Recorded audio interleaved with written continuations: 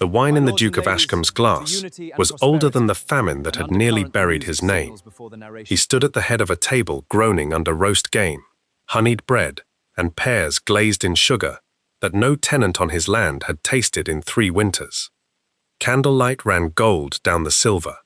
Outside the tall windows, past the drive and the black hedgerows, the fen wind carried the smell of wood smoke from cottages that had, until very recently, been carrying the smell of nothing at all, because there had been nothing to smoke, and nothing to eat, and nothing to bury the dead in but borrowed coffins. To Miss Hawthorne, the Duke said, and lifted his glass, and the candlelight caught the ring on his hand, and 40 guests rose with him, the woman who pulled Ashcombe out of the ground with her own 2 hands. The table cheered. Iris Hawthorne sat among them in grey wool, while the rest of the room wore silk, and she inclined her head the way a woman does when she has learned that modesty is cheaper than pride and buys more goodwill. She looked, to anyone watching from the doorway, like a lamb who had wandered into a den of very well-dressed wolves. But the Duke's eyes did not move off her all evening, and behind his smile was a man who had spent that very morning writing a letter to a physician in London, requesting a certain tincture be procured for reasons of the estate's health, a letter that had nothing to do with medicine and everything to do with making Iris Hawthorne disappear before the county could finish falling in love with her.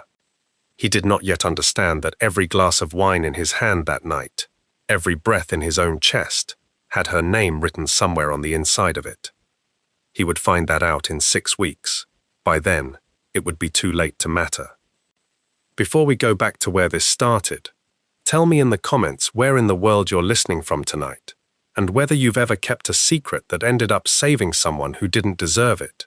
I read every single one of them.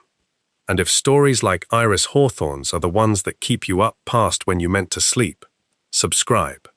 It costs you nothing. It means everything to a small channel trying to grow. Now, let's go back 3 years, to the year the rye turned black. Ashcombe Hall sat on the last dry rise, before the Lincolnshire fens gave way entirely to water, and for 200 years that had been its fortune. The land beyond the park wall was rich, black, reclaimed earth, drained a century before by Dutch engineers, with more patience than the men who'd hired them, and it had grown wheat and rye thick enough that a man standing at the field's edge in July couldn't see clear to the far hedge. Then came the wet years. 3 summers of rain that would not stop, rye standing too long and too damp in the ear, and in the 3rd August, the reapers began finding stalks with something wrong in them, grain swollen black and hard as a crow's claw, where the seed should have been, curling out of the husk like a small dead finger. The old women in the villages had a name for it before any physician did. They called it the crooked ear. They said it came off the bog at night, that it followed the mist, that a field could take it from its neighbor the way a man takes a fever from his brother. Whatever it was, it did what a curse does. It spread. By the 2nd season of it, half of Ashcombe's tenant land wouldn't yield a crop worth threshing, and the Duke, Julian Vaughan, 26, a man who had inherited a great house and a greater debt from a father who preferred cards to ledgers, watched his rents fail alongside his fields, and did the only thing a proud man in his position knew how to do, which was nothing, loudly, from London, while his steward wrote him letters he did not answer. He came back to Ashcombe in the autumn of the 3rd bad year, only because his bankers made it impossible not to.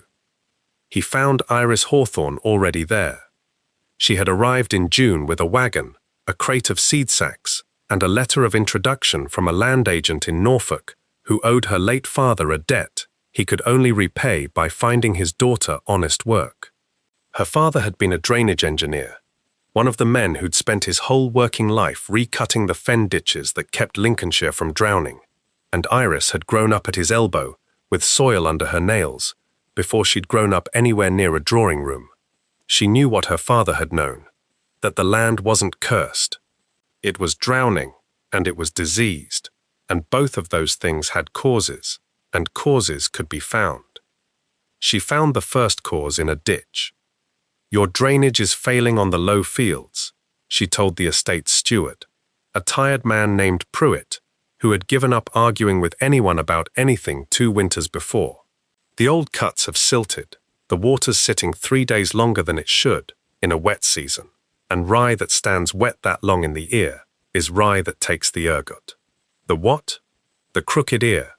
It's not a curse, Mr. Pruitt. It's a fungus. It likes wet grain the way mold likes a wet cellar. Clean the ditches, cut new drains on the low quarter, and hold back any seed that shows even a trace of black in it before you sow again next year, however much it costs you to buy in clean seed instead. Pruitt did not believe her for perhaps 4 days. He believed her by October, when the drains she'd marked out with stakes and string had been cut, and the low fields, for the first time in 3 years, did not stand in water past Michaelmas. She spent that winter in a cottage at the edge of the home farm, going through every sack of seed grain in the estate stores by hand, discarding what showed even a hint of the black curl, trading 3 sacks of suspect Ashcombe rye for 1 sack of clean seed from a Norfolk merchant her father had once trusted. A bad trade in grain, a very good trade in everything else. The tenants thought her mad. Then, in the spring, they watched her mark out a rotation on paper Pruitt had never seen before. Wheat, then turnips, then clover, then barley. 4 fields turning like the hands of a clock, instead of the same exhausted ground, asked to grow the same exhausted crop every single year. And by midsummer, the county had started calling her by a name that traveled faster than any of her instructions ever had. The Ashcombe witch, some said, not unkindly, the way a village says it about anyone who understands something they don't. The girl who talked the land back to life, said others, and meant it as praise. By the time Julian Vaughan came home from London that autumn, his tenants were bringing baskets to Iris Hawthorne's cottage door instead of hats to his carriage window, and his rent rolls, for the first time in 3 years, had numbers on them that didn't make his bankers wince. It had not been an easy arrival, whatever the tidy version the county told afterward made it sound. Iris had come up the Kirkstead Road in June, with her wagon axle cracked from the last 20 miles of rutted turnpike, £11 to her name after the carter's fee, and a letter of introduction that Pruitt, reading it in the estate office with visible skepticism, had turned over twice, as though a second look might produce a different, more suitable applicant behind it. You're very young to be teaching a steward his trade, Miss Hawthorne. I'm not teaching you your trade, Mr. Pruitt.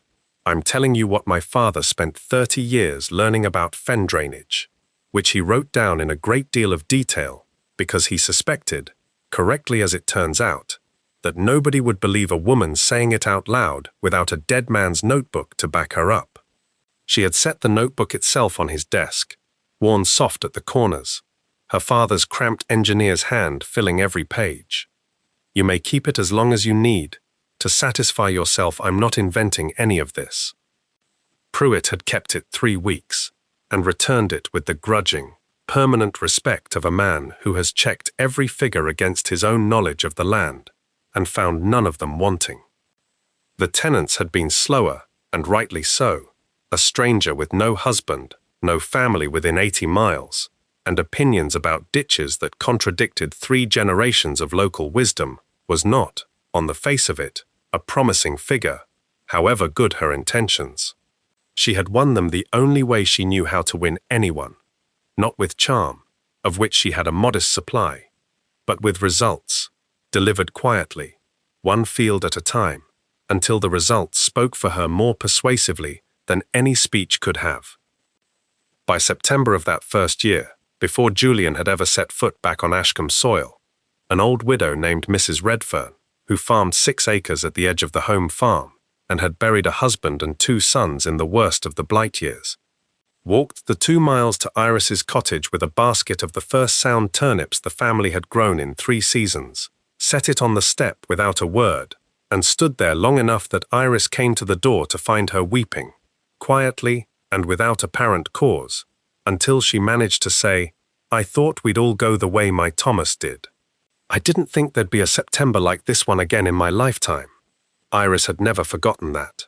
She kept the empty turnip basket on a shelf in the cottage for years afterward.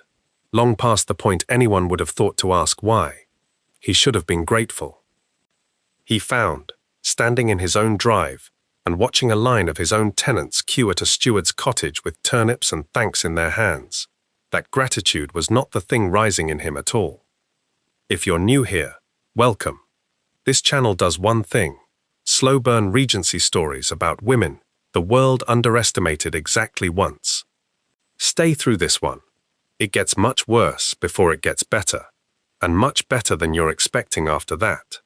He met her properly on his third day home, in the estate office, over a rent ledger she had annotated in a hand he did not recognize, and did not, at first, like. "You've been altering my steward's books," he said. He had meant it to sound like an accusation. It came out closer to a question. "I've been correcting them, Your Grace. Mr. Pruitt is an honest man, and a poor arithmetician. The difference matters more than you'd think, in a year like this one." She did not look up from the column she was totaling. "Your low fields brought in 11% more this Michaelmas than the Michaelmas before the blight started. I thought you'd want that written down somewhere a banker could see it." He had come into the room prepared to be master of it. He left it, some 20 minutes later, having been quietly and thoroughly out-argued about drainage assessments by a woman in a steward's cottage dress, and he stood in the corridor afterward for a full minute before he understood what had actually happened to him, which was that he had enjoyed it. That frightened him more than the ledgers did. Julian Vaughan was not, whatever the county's older gossip liked to imply, a cruel man. He was a frightened one, which is a different thing, and a more dangerous one, because frightened men mistake their fear for other, more respectable feelings: caution, pride, duty, and act on it exactly as hard. He had two fears, and Iris Hawthorne, without knowing it, had put her hand directly on both of them within a fortnight of his return. The first was the estate.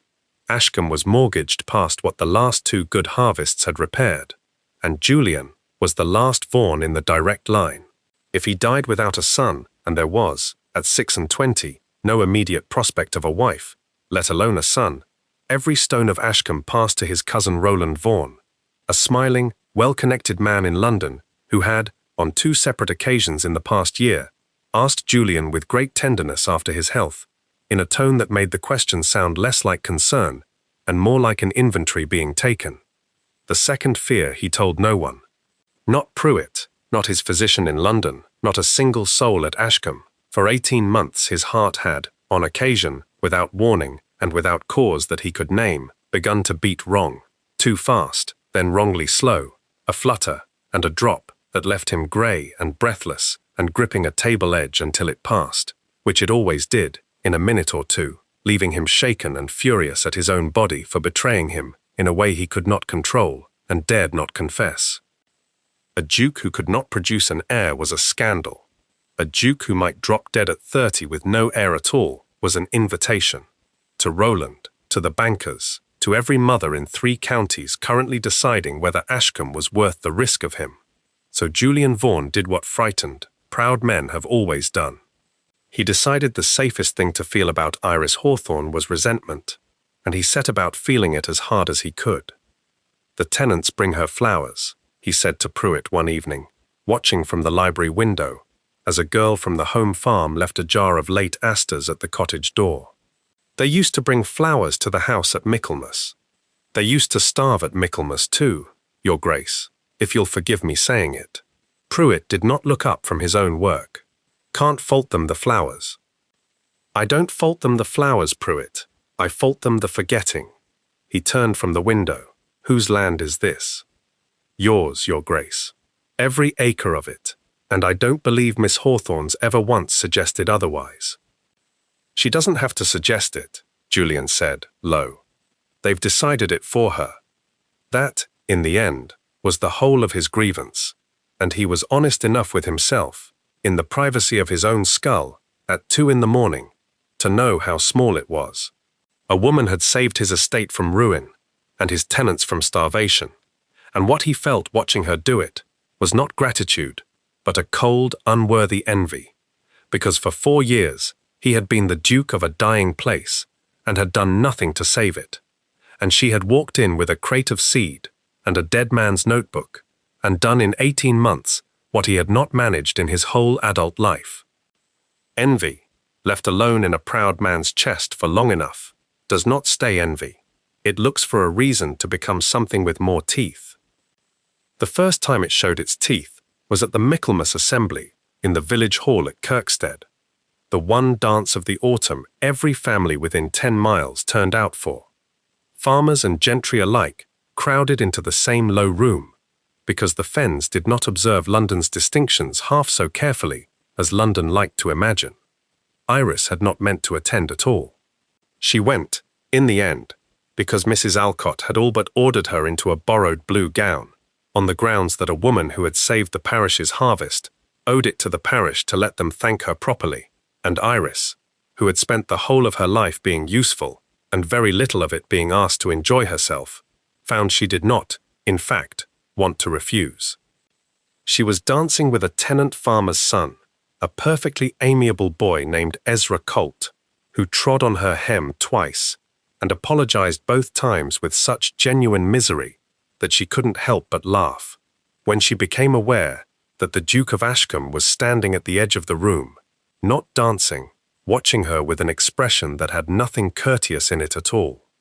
She crossed to him during the next pause, more out of curiosity than courage. "You look, Your Grace, like a man watching his own house burn down. I am attempting," Julian said, "to work out why the sight of you dancing with young Colt has put me in a temper I have no earthly right to be in. Perhaps because young Colt has better manners than you do, and it shows. Perhaps," he did not smile, "or perhaps because I have spent 4 months telling myself that what I feel watching you walk my fields is professional gratitude, Miss Hawthorne, and I find gratitude does not generally make a man want to put his fist through a dance hall window." Iris went very still. Around them the fiddles struck up again, and half the room surged back onto the floor, and for a moment the two of them stood in a small island of quiet in the middle of all that noise. "That is not a thing a duke says to his steward's assistant," she said carefully. "No," Julian agreed, "it is not. I am aware of precisely how improper it is, Miss Hawthorne, which is the only reason I have not yet asked you to dance, though I confess I have wanted to since you walked into this room." She should have deflected it. She had, by then, a great deal of practice deflecting things: debts, rumors, the particular attention of men who mistook a woman's competence for availability. But something in his voice that night, raw, unpolished, entirely unlike the careful envy he'd been nursing for months, made her answer honestly instead. "Then ask," she said. He did not that night. He looked at her for a long moment, and something crossed his face that she would later understand, once she knew the whole of his fear, as the exact shape of a man doing arithmetic of his own, a duke with a failing heart and an heir he could not guarantee, calculating in half a second everything a public dance with a steward's daughter would cost her, in a county still deciding whether to love her or burn her for a witch, and deciding the cost was too high to spend on his own wanting. "Not tonight," he said instead, and the refusal cost him visibly. "Go back to young Colt, Miss Hawthorne. He treads on your hem, but he does it without an ulterior motive, and just now, that is worth rather more than I can offer you." He wrote his letter to the London physician 3 days later. He told himself it was about the estate. Quick reminder, if you've got a moment, drop a like on this one. It genuinely helps this story reach the next person who needs a slow burn tonight. Now, back to the Fen. The apothecary Julian had summoned from London was a narrow, soft-spoken man named Josiah Crane, who arrived at Ashcombe under the polite fiction of examining the estate's water supply for impurities affecting the tenantry's health, and who spent considerably less time at the fen ditches than he did behind the closed door of the Duke's private study. Crane had, some years before, lost his license to practice in London proper after a coroner's inquest into a patient's death went badly for him, and worse for the truth. He had spent the years since selling tinctures of uncertain provenance to men with more money than judgment, and he recognized in Julian Vaughan, within the first hour of their acquaintance, exactly that combination. "Your Grace's difficulty," Crane said, listening at the Duke's chest with an ear pressed to waistcoat and watch in hand, "is not uncommon, and not, forgive me, undignified, whatever your Grace fears. The heart is a muscle like any other, and muscles fail in men half your age, for reasons that have nothing to do with weakness of character. Can it be cured?" "Managed," Crane said, which was not the same word, and both men in the room knew it, and neither said so aloud. "There is a preparation, foxglove, properly dried and dosed, that Dr. Withering wrote on some years back for dropsical complaints of the heart. Slows a racing pulse, steadies an irregular one. It is dangerous stuff, mind. Too much and it stops the heart it was meant to steady, and the margin between medicine and poison in foxglove is thinner than in almost anything else in my case. But dosed carefully and consistently, your Grace could live a long and entirely ordinary life on it. Then dose it. I would need to remain at Ashcombe to observe your Grace's response for some weeks. Foxglove wants watching, and your Grace will understand it cannot be common knowledge. A duke known to require a heart tincture is a duke every fortune hunter in London will treat as already half a widow's inheritance. It was, in every particular, exactly what a frightened man wanted to hear, and Julian, who had spent 18 months alone with a secret he could tell no one, agreed to all of it with something close to relief. What Josiah Crane did not mention, because it did not serve him to mention it, was that a duke frightened enough of his own weakness to hide it from everyone was also a duke who could be made useful in other ways, to other men, and that Crane had already, before he'd left London, taken a meeting with Roland Vaughan over a very good bottle of claret, in which the cousin had expressed with great and practised sorrow his fear that dear Julian was not long for this world, and his hope that whatever ailed him might be discreetly managed toward its natural conclusion rather than cured, for a fee that would set Josiah Crane up comfortably for the rest of his professional life. Crane was a careful man. He had no intention of poisoning a duke outright. That was a hanging offense with a body to explain. But a man who controlled the dose of another man's medicine controlled in the end rather more than the medicine. He began seeing Julian twice weekly in the study, mixing the tincture himself from dried foxglove leaf brought up from a London supplier, and if the doses he mixed were, over the following months, very slightly less consistent than a careful physician's would have been, sometimes a shade strong, sometimes a shade weak, enough to keep his patient uneasy and dependent, and never quite well, that was a fact known only to Josiah Crane, and to no one else at Ashcombe at all. No one else at Ashcombe, that is, except Iris Hawthorne, who had spent her whole life watching things grow and things fail, and had learned, from a great deal of practice, to notice when something in a system was being tended by a hand that did not mean it well. She noticed the Duke first. It was a small thing, the kind of small thing only a person who watches closely would catch. He came to the low fields in December to see the new drains for himself, walking the boundary with Pruitt and with her, and halfway along the second ditch he stopped, quite suddenly, one hand going flat and white-knuckled against a fence post, his breath going short and his colour going the grey of old snow. "Your Grace?" Pruitt started forward. "It will pass," Julian said, through his teeth, not looking at either of them. "It always passes."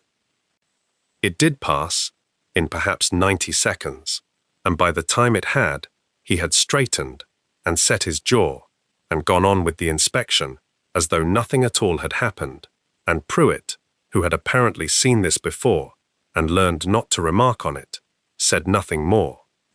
Iris said nothing either, not then. But she watched him for the rest of that walk with the same close, patient attention she gave a field that wasn't yielding the way the soil report said it should, and by the time they reached the drive, she had already begun, without quite deciding to, cataloguing what she'd seen: the grey colour, the flat hand on the post, the too careful evenness of his breathing afterward, the way Pruitt's silence had the shape of a habit rather than a surprise. She noticed Josiah Crane next, noticed him the way she noticed blight before it showed in the ear, which is to say she noticed the conditions around it before she noticed the thing itself. He kept his own hours, took his meals apart, and on the 2 occasions she passed him in the long gallery, he looked at her the particular way certain men look at a woman they have already, privately, decided is an obstacle rather than a person. She noticed, too, that Mrs. Alcott, the housekeeper, had mentioned in passing that a great many letters had lately been going out from the house to a Mr. Roland Vaughan in London, and coming back rather faster than politeness required. None of it, on its own, was anything. Iris Hawthorne had not spent her life reading soil reports and rent ledgers to leap at shadows, but she had also not spent her life ignoring 3 small wrong things, simply because no one of them, by itself, could be proven. She began, quietly, to watch the way she had once watched a field for the first curl of black in the ear, before it was obvious, before anyone else thought there was anything at all to see. There was a night, in the middle of that watching, when the danger at Ashcombe showed itself in a plainer, uglier shape than any hidden ledger or mismeasured dose.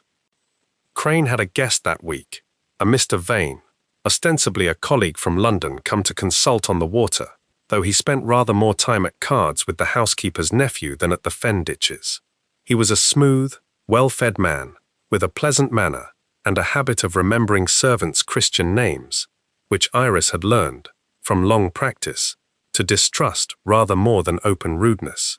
On the 4th night of his visit, she was crossing the west corridor with an armful of the estate's seed catalogues, when he stepped from the doorway of the blue room, said Miss Hawthorne, in that same pleasant voice, and put his hand on her waist as casually as a man takes a glass from a passing tray. "You're wasted counting turnips," he said. "A woman with your head for figures could do considerably better than a steward's wages, in the right household. Mine, for instance. Take your hand off me, Mr. Vane." He laughed, and did not. She never discovered what she would have done next, because a door opened at the far end of the corridor, and the Duke of Ashcombe came up it without hurrying, and did not raise his voice, and afterward Iris could not have said what exactly he'd said to the man at all, only that Vane's hand came away from her waist, so fast it was nearly comic, and that he was talking very quickly about having lost his way to the stair, and that Julian said, "The stair is behind you," in a tone that ended the conversation entirely. Vane left in the morning. Crane, who had brought him, offered no defense of his guest and asked no questions, which told Iris rather more about the apothecary's character than anything she'd catalogued of him so far. "You didn't have to come," she told Julian afterward, once the corridor was empty, and her hands, to her considerable irritation, had started shaking now that the danger was past. "I am aware I didn't have to," he said. "I wanted to. There is a difference, Miss Hawthorne, and I find I mind it a great deal, that a man thought he could put his hands on you in my own house, because he'd decided a steward's assistant was fair game, in a way a lady would not have been. I should like it very much if nobody in this house ever again mistook you for less than what you are." He did not say, that night, precisely what he believed she was. Iris did not ask him to. But she thought about it for a long while afterward, lying awake in the cottage with the wind finding its way through the window frame, and found that the not asking was, in its own way, its own kind of answer. She learned the truth of it in January, in the study, on a night the frost had come down so hard the windows had gone white on the inside. She had brought him the year's seed accounts to sign, and found him alone at the desk, with his hand pressed flat against his chest, and his face the colour of the paper in front of him. And this time there was no Pruitt to fill the silence, and no walk to finish, only the 2 of them, and the fire, and a man too far gone in it to send her away before she'd already seen. "Sit down, Your Grace," she said, and to her own surprise he did, and when the worst of it had passed, and his breathing had begun, unevenly, to come right, she did not offer him wine, or call for Crane. She only waited, the way she waited for weather to pass over a field, and after a long minute, Julian Vaughan, who had told no one, not his physician, not his cousin, not a single living soul at Ashcombe, put his head back against the chair and told her everything. The flutter, the 18 months of hiding it. Crane and the tincture, and the terror of Roland Vaughan's letters, each one asking so tenderly after his health that Julian had begun, in his worse hours, to wonder whether his cousin was praying for him or against him, and whether there was any longer a difference. "You cannot tell a soul," he said, when it was out. "Do you understand me, Miss Hawthorne? A duke who cannot be relied on to live is a duke every circling relative in England will start measuring for his coffin before he's cold in it. I have kept this from every person at Ashcombe for a year and a half, and I am telling you only because you were standing in the room when my own body decided not to give me a choice." Iris looked at him for a long moment, at the fear under the pride, which she had, by then, begun to recognize as the true shape of most of his unkindness toward her, and thought, too, of the dance-hall window and the fist he'd said he wanted to put through it, and understood, finally, exactly what all that ill temper had actually been made of, and she said the thing that would matter more than anything else said in that room, though neither of them knew it yet. "Who mixes the tincture, Your Grace?" "Crane does, twice a week." "Do you watch him do it?" Julian frowned. "Why would I watch a physician do his own work?" "Because foxglove is not a kind medicine to get wrong," Iris said slowly, "and I would want very much to know, Your Grace, whether the man mixing yours has ever once been wrong on purpose. If that line just gave you chills, you're exactly the audience this channel is for. Hit subscribe if you haven't, and let's find out together whether Iris Hawthorne was right. She was right, and it took her 3 weeks to prove it, and she proved it the only way a woman with no standing in that house could prove anything. Quietly, on paper, with dates. She began by asking Mrs. Alcott, without explaining why, to note for her exactly which days Mr. Crane visited the study, and for how long. She began comparing those days against the Duke's own account, given reluctantly, in installments, over several more late conversations by the study fire, that neither of them called anything in particular, though both of them had begun, without saying so, to look forward to them, of which days he felt strong, and which days he felt, in his own words, wrung out like a rag. The pattern, once she had 3 weeks of it laid side by side, was not subtle to a woman who had spent her whole working life reading patterns other people missed. On the days Crane mixed the tincture himself, and Julian took it directly from his hand, the Duke was, without fail, worse the following morning than on any other day of the week, shakier, greyer, his pulse, which she had by then learned without either of them remarking on it, to take gently at his wrist while they talked, faster and less even than it had any business being on a man supposedly being steadied. "He's dosing you wrong," she told Julian finally, on a night in February. "Not by accident, Your Grace. Nobody is wrong in the same direction, on the same days, for 3 weeks running, by accident. He's keeping you unwell enough to need him and unwell enough to worry, and he is being paid, I would stake the whole of this year's harvest on it, by someone in London who would very much prefer that unwell got worse. Roland. I have no letters, Your Grace. I have no confession. I have only dates, and a great deal of practice reading them." She looked at him steadily. "It is exactly what I would need if I meant to accuse a man of anything, and have it stand up to more than gossip.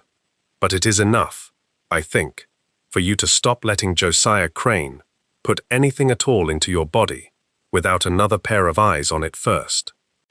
It was there, in that admission, another pair of eyes, that something between them, which had been building without either of them naming it since the ledger and the drainage assessments and the dance-hall window, finally tipped from patient argument into something neither of them had a safe word for. "Whose eyes, Miss Hawthorne?" "Mine, if Your Grace will have them. I know more of dosing and drying, and the danger in a badly measured leaf, than any duchess in England, and considerably more than most physicians, because my father spent 30 years teaching me that the difference between a cure and a poison is very often nothing but arithmetic." She held his gaze. I would need to learn the preparation from a text, not from Crane, and your Grace would need to trust a steward's daughter with something he has trusted no one else alive to know." He was quiet a long moment, and when he spoke, his voice had gone rough, in a way she had not heard from him before, not even in his worst hour by the fire. "I trust you already," Julian Vaughan said. "Rather more than is sensible for a man in my position, Miss Hawthorne. And I have been trying for 4 months to feel anything other than that about you, and finding I cannot. I told you as much at Kirkstead, if less plainly, and I have regretted every day since that I did not simply ask you to dance and let the county say what it liked." Iris did not answer that directly.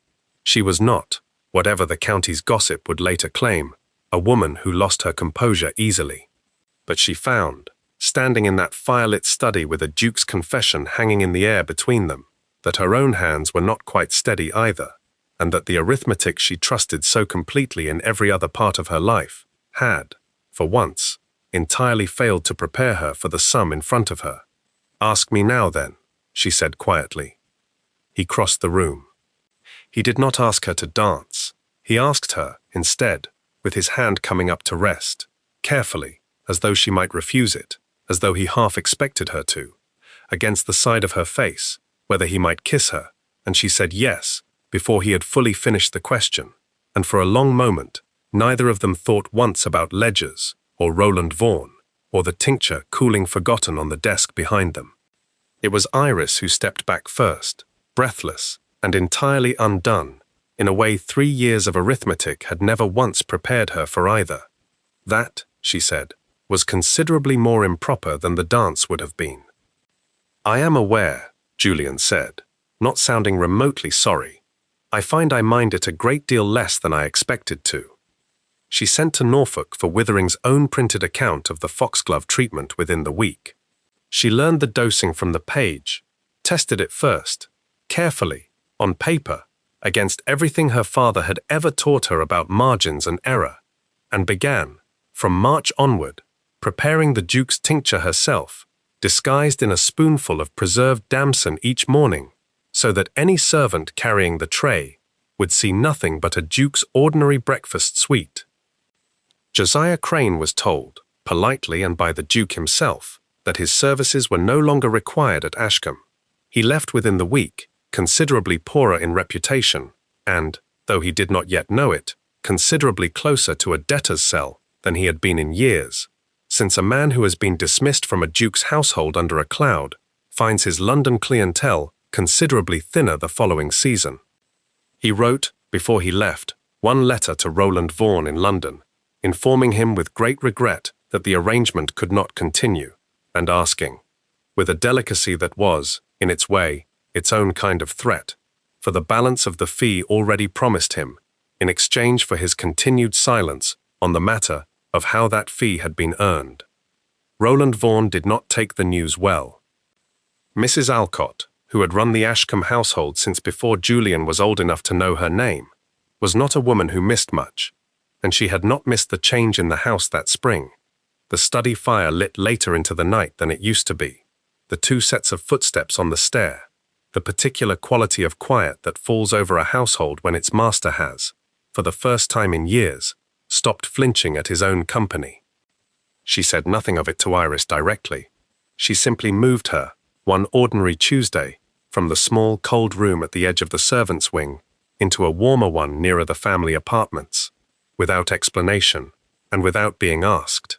And when Nan Colt, no relation to Ezra, but a cousin of his, and just as prone to talk, opened her mouth in the kitchen to remark on it, Mrs. Alcott set down her tea and said, in a voice that ended the matter entirely, "I have kept this house's accounts and its secrets both for 26 years, and I'll thank the lot of you to remember that the first is easier to manage than the second, and I intend to go on managing both exactly as I see fit."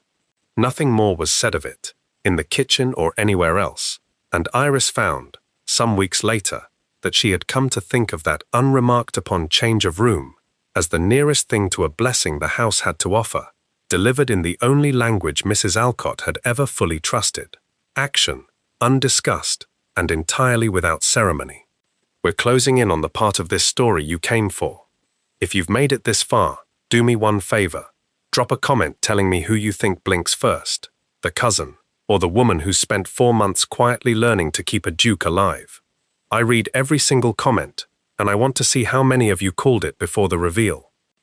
Spring turned to a good summer, the first properly good one Ashcombe had seen in 4 years, and by August, the low fields stood thick and green and entirely free of the black curl in the ear, and Julian Vaughan, though no one but Iris and Mrs. Alcott knew the full reason why, had gone 11 weeks without a single bad turn of his heart.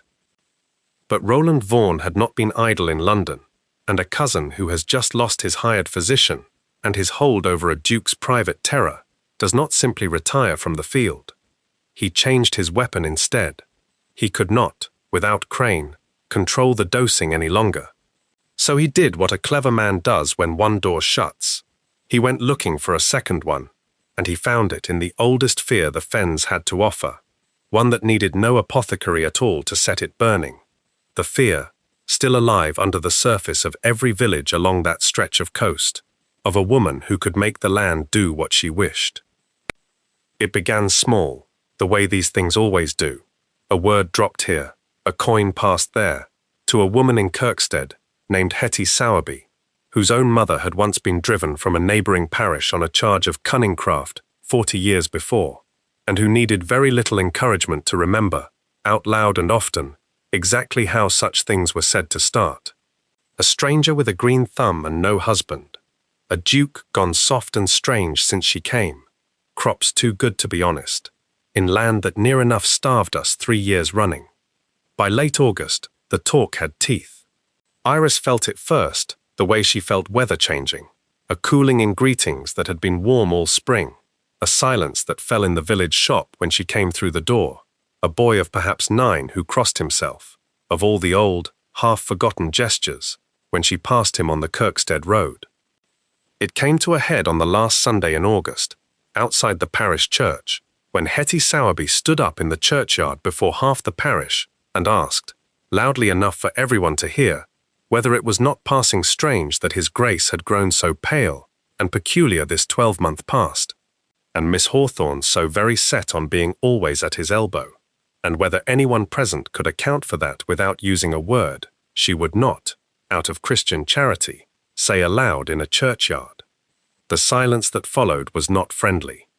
Iris did not run from it, though every instinct in her, for one long moment, wanted to. She stood on the church steps in her plain grey dress, with 200 years of English superstition looking back at her, and she thought of her father, who had taught her that a frightened crowd was no different from a flooded field, that you did not shout it down, you drained it, patiently, at the source, or it would simply rise again somewhere worse. Mrs. Sowerby, she said, and her voice did not shake, though it cost her something to keep it that way. You're quite right that his Grace has been unwell. He has a weakness of the heart, and has had it some 18 months, which is a fact I'd have kept private, out of respect for him, if you hadn't just announced half of it to the parish yourself. I've been treating it, with foxglove, on a physician's own printed method, the same treatment half the fine doctors in London are using now, for exactly his complaint. There's no witchcraft in it. There's a book. I'll bring it to the vicarage myself this week, and let anyone who can read look at every page of it. It was, in its way, a more dangerous confession than any curse would have been. She had just told 200 people the private truth Julian had begged her, in January, never to tell a soul. But she had understood, standing on those steps, something Roland Vaughan had badly miscalculated. That a duke's fatal weakness, spoken aloud and explained plainly, with a book and a method and a woman willing to put her own name to it, frightened a fen parish far less than a whispered mystery did. Mystery bred witches, arithmetic did not. Julian, who had come up the church path in time to hear the whole of it, did not correct her, and did not, afterward, reproach her for having told his secret to the entire village before she'd told him she meant to. He stood beside her instead, in front of everyone, and said only, "Every word of it is true, and I'd rather the whole county knew it plainly then let half of you go on frightening each other with the rest, and took her hand in his, in public, for the first time since either of them had admitted anything to the other at all.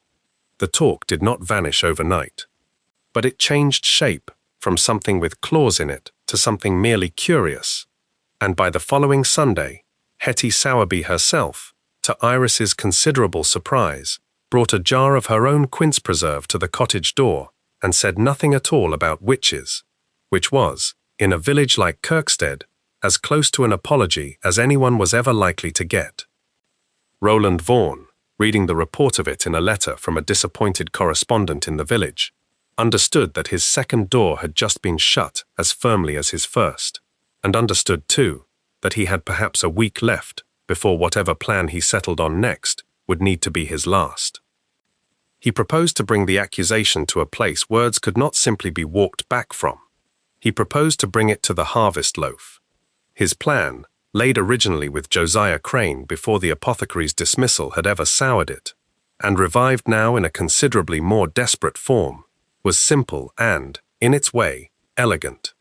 He purchased, quietly, from a Norfolk merchant, with a reputation for selling exactly what a careful buyer asked him not to, 4 sacks of seed grain shot through, deliberately and expensively, with the black curl of the ergot Iris Hawthorne had spent 3 years driving out of Ashcombe's soil, and he arrived at the hall on the 3rd of September, 3 days before the harvest festival, in a carriage far finer than the house he was driving to, with a letter of concern for his dear cousin's health in one hand, and the tainted seed hidden in his baggage.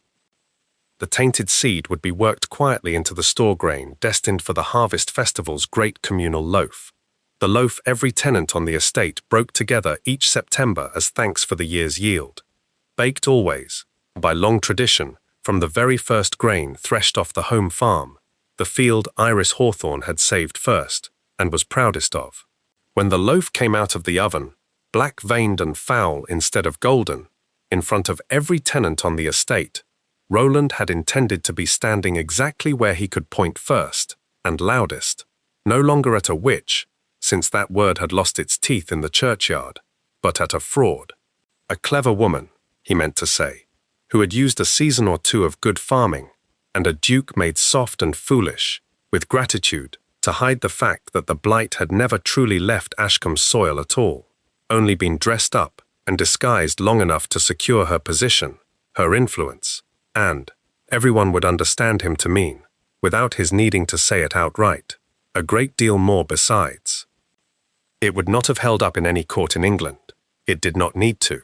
It needed only to hold up for one terrible hour in front of 200 tenants who had nearly starved once already, long enough for outrage to do what no magistrate ever could, while the Duke, sickly, the county would murmur, and not entirely himself since that woman came into the house, was too shocked, too grieved, too overcome to stop it. With Crane gone, Roland had simply done the mixing himself. He was not a chemist. He did not need to be. He needed only a sack of bad grain and a night alone near the store, and Ashcombe, still trusting the harvest that had saved it, gave him both without a second thought. Iris found the sack on the 2nd of September, 3 days before the festival, tucked at the back of the home farm store, behind grain she had personally cleared the previous autumn. Found it the way she found everything, by noticing that something in the pattern had gone very slightly, very deliberately wrong. She did not go to Julian first. She went to the sack itself. The harvest festival came on the 6th of September, bright and cold and clear. The whole tenantry gathered on the green before the great hall, with baskets and fiddles, and the particular loud relief of people who had, 4 years before, genuinely believed they might starve, and had not.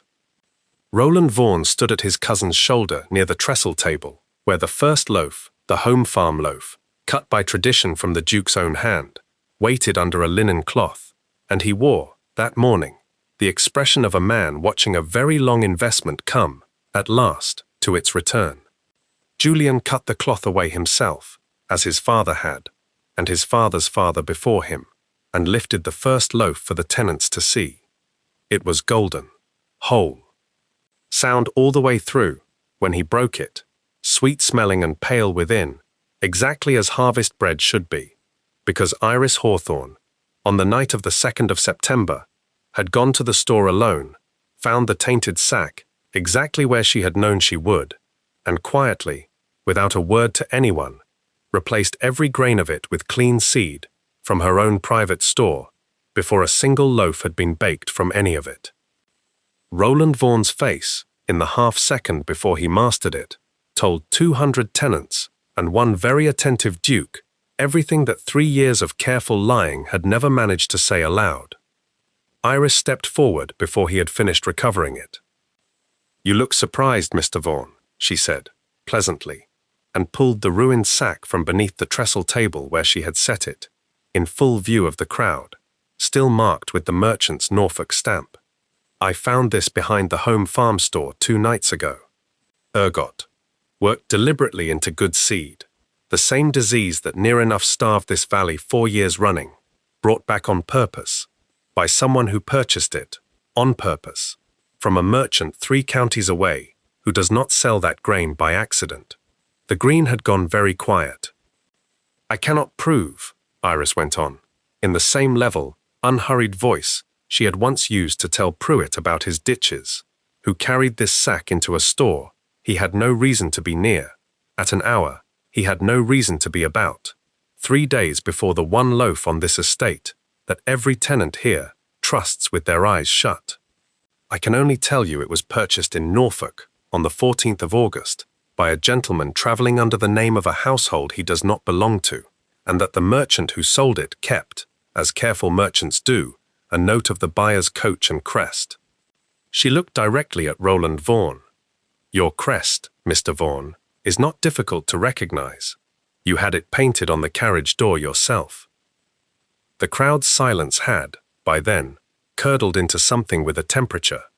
200 people who had nearly starved once already, and who had spent the last fortnight being told by Hetty Sowerby's own retracted whispers that the danger among them wore a grey dress and worked in a cottage garden, do not, it turns out, take gently to learning that the true danger had been standing at the Duke's own shoulder the whole time, in a far finer coat. "This is absurd," Roland said, too fast, too loud, the London polish cracking clean through. "A steward's daughter, reading tea leaves out of a grain sack. Julian, surely you don't mean to stand there and—" "I mean to stand here," Julian Vaughan said, and his voice, when it came, was steadier than it had been in 18 months, "and ask you exactly one question, cousin, before I decide what happens to you next. Did you buy that grain?" Roland opened his mouth. Whatever he had prepared to say died somewhere on the way out, because at that exact moment, from the edge of the crowd, a small, damp, entirely unwelcome voice added itself to the proceedings. "He did," said Josiah Crane, stepping forward with the particular haste of a man who has done arithmetic of his own, and concluded that a debtor's cell is considerably worse than a duke's displeasure. "He did, your grace, and I helped him do it, the first attempt of it at least, the one meant for the tincture, though I'll own I had no part in this second business with the grain, and I mean to say so plainly before anyone thinks otherwise. I have his letters to prove every word of the first, because he has not paid me the balance he promised, and I find I have rather lost my taste for keeping a poor man's secrets for free." He drew, from inside his coat, a small bundle of correspondence, and held it up, and did not hand it to anyone at all, only let 200 tenants and one duke see the shape of it, which was, in the end, quite enough. For a long moment, nobody on the green moved at all. Then old Mrs. Redfern, standing near the front with the same steadiness she'd brought to a basket of turnips 3 years before, said, into the silence, in a voice that carried the whole width of the green, "I buried a husband and 2 sons the last time this valley went hungry, my lord, and I'll not stand quiet while a man in a fine coat tries to bring that back on us for the sake of a title he hasn't earned." A murmur ran through the crowd behind her, low at first, and then less low, and Iris understood, watching it move through 200 people, like wind through standing wheat, that whatever slim chance Roland Vaughan had ever had of talking his way clear of that green had just closed entirely. "Julian," Roland's voice had lost every trace of its London polish now, gone thin and pleading in a way Iris suspected he had not allowed himself to sound since boyhood. "Cousin, we are family. Whatever you believe I've done, surely that counts for something." "It counted for a great deal, Roland, for a very long time," Julian said, and there was no anger left in his voice at all by then, only a tiredness that Iris thought was, in its way, worse than fury would have been. "I defended you to my own steward when he told me your annuity requests looked strange. I told myself a man doesn't poison his own blood for an inheritance, because I did not want to believe the alternative. I have spent 4 years telling myself a great many comfortable things about you that I no longer have the luxury of believing." He looked at the sack, and then at his cousin, and something in his jaw set in a way Iris had seen only once before, in a firelit study in January. "You did not merely wish me dead, cousin. You were prepared to starve 200 people who have done you no wrong at all, and hang the one person who saved them from starving the first time, to hurry it along. I find I have rather less family feeling left over for that than I expected to." Roland looked once around the green, at the tenants, at Mrs. Redfern, at Crane's letters, still held aloft and unreadable, but entirely damning in shape alone, and seemed, for the first time since his carriage had come up the drive 3 days before, to understand fully what he had lost, and how completely, and how publicly. He left without another word. Nobody on the green moved to stop him, and nobody, in the long silence that followed his carriage down the drive, seemed to feel the need to say very much at all, until Dr. Peel— no, there was no Dr. Peel at Ashcombe, only the vicar, a mild elderly man named Mr. Fanshawe, who had officiated every harvest festival for 30 years, cleared his throat and observed, into the general hush, that the second loaf was still warm, and that it seemed a great shame to let good bread go cold over a scoundrel's bad behavior, and that perhaps everyone might do better to eat first and discuss the matter after. It was, Iris thought afterward, exactly the right thing to have said, and the tension on the green broke into something that was not quite laughter, but was close enough to it, and the harvest festival of that year became, in the county's memory, not the day a duke was nearly ruined, but the day his cousin was. Roland Vaughan left Ashcombe that afternoon, in the same fine carriage he'd arrived in, though considerably less welcome in it, and he did not come back. He went first to London, where he attempted, for a fortnight, to have Crane's letters dismissed as the malicious invention of a disgraced apothecary with a grudge, an argument that held together rather less well once the Norfolk grain merchant, approached separately by the Duke's own solicitor, produced his ledger of the sale and confirmed, without prompting, the crest on the carriage that had collected it. He was, within the year, quietly bought out of any further claim on the Ashcombe inheritance by a settlement his lawyers advised him, strongly, and more than once, to accept without argument, given what a public trial would do to a man who had, by then, 3 separate witnesses and a merchant's ledger arrayed against him. He inherited nothing, in the end, and is remembered in the county, when he is remembered at all, only as the reason the harvest festival still keeps, to this day, a second loaf baked and blessed a full week before the first, purely, so no single sack of grain can ever again hold an entire valley's trust hostage. Josiah Crane's testimony, freely and self-servingly given, was enough to close the matter without ever dragging Julian's private illness into a courtroom for London to pick over, a mercy Iris had, in fact, quietly arranged, sending Crane word through his own solicitor that his cooperation on the green would buy him a discreet passage abroad rather than a cell, provided he troubled Ashcombe no further. Crane, whose whole professional philosophy had always run towards self-preservation over loyalty of any kind, took the offer within the day. He left the county within the week, and was not troubled to hear from again. The tenants, for their part, did not need a magistrate's ruling to know what they had seen. A woman had stood on the green with a ruined sack of grain, and told them, calmly and with dates, exactly how close they had come to losing everything twice, and had, before any of them ever knew to be frightened, already quietly made certain they never would. They did not call her a witch after that. Not even Hetty Sowerby, who took, from that September onward, to defending Iris Hawthorne in the village shop with the particular ferocity of a woman making up for a wrong she knew she'd been too quick to speak. What they called Iris instead was something considerably more dangerous to a man like Roland Vaughan, and considerably more comforting to everyone else, the Duchess who counted everything. Julian asked her again in October, on the fen bank above the low fields, in weather considerably fairer than his cousin's temper had ever been. You said, months ago, to ask when your heart was steady, and your cousin had stopped trying to kill me by way of it. Both are true now. I checked. So I heard. Iris looked at him for a long moment, at the colour back in his face, the steadiness in his hands, the whole quiet, unlikely architecture of a man she had, by then, spent a year learning to keep alive, one careful spoonful at a time. You understand, Your Grace, that even now, this will never entirely be managed, the way a broken carriage wheel is managed. Your heart will always need watching. I will always be the one watching it. That is not a romantic arrangement. It is a medical one, dressed very prettily in a proposal. I am aware, Julian said, that I am asking a woman to marry a heart that may never be entirely sound.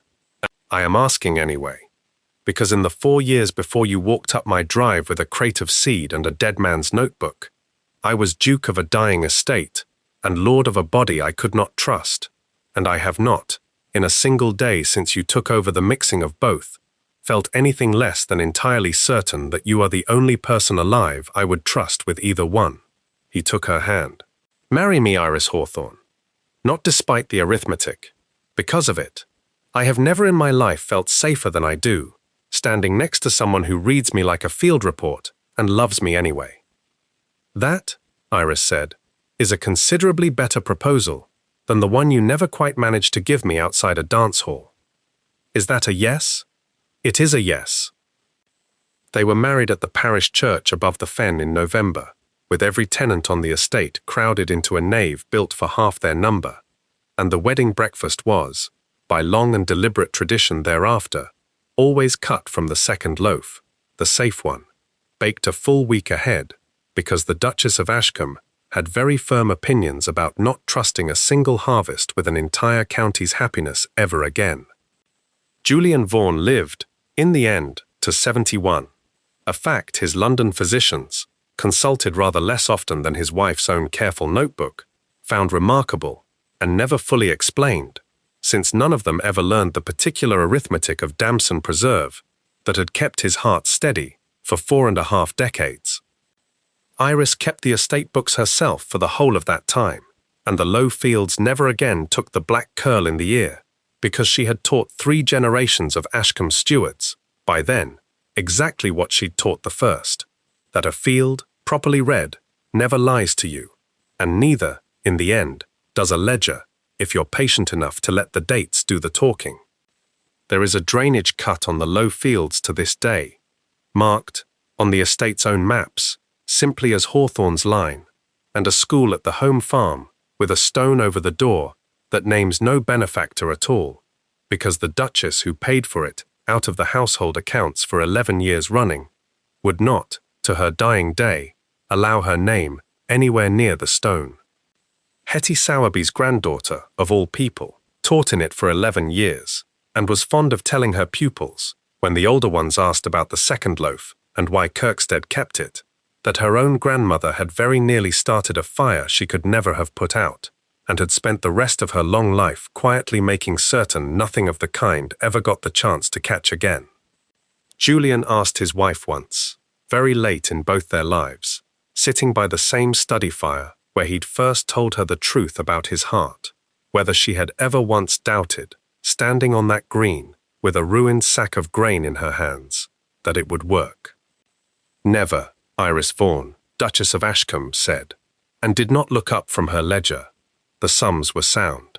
They always are, if you do them honestly. He asked her, too, whether she had regretted, even once, refusing him that first August on the fen bank, instead of simply saying yes. "Not for a moment," she said. "You needed to survive your own cousin before I let you spend the rest of your life convinced you'd married me out of gratitude instead of choice. A man ought to know the difference. It matters rather more than the wedding does." Their eldest son took over the drainage work at 19, trained not by his father, but by Pruitt, grown old and slow but still exacting, and by Mrs. Redfern's own grandson, who had learned his letters at the school with no name on the stone and gone on, in time, to keep the Ashcombe seed accounts with the same close, patient attention his employer's mother had once brought to a ruined ledger in a cold January study. Their second son took a commission and rarely came home, and was, by his mother's own private admission, the one child of the three she worried over least, on the grounds that a boy who could not sit still for a rent roll was unlikely to sit still for trouble either. Their daughter, the youngest, inherited her mother's exact temperament and her father's exact stubbornness in equal, occasionally explosive measure, and was the terror of every governess Ashcombe ever employed, and the delight of both her parents, in precisely the proportion her governesses found least convenient. The low fields drained clean for 30 years running, and the harvest festival kept its second loaf every September without fail, and somewhere in the middle of all of it, between the ledgers and the children and the slow, ordinary accumulation of a life neither of them had ever expected to be handed, Julian Vaughan stopped, quietly and without ever quite announcing it, being a man who hid anything from anyone at all. If Iris and Julian's story kept you here tonight, do me one last favor. Hit the like button and share this with someone who's tired of heroines who wait to be rescued. This channel is for the ones who do the rescuing. And tell me honestly in the comments, Josiah Crane took Roland Vaughan's money to keep a duke sick and afraid, and then sold his own patron out the moment it stopped paying him, and Iris let him walk away clean rather than see him hang for it. Do you think that mercy was wisdom, or was it wasted on a man like that? I read every comment, subscribe, and I'll see you in the next one.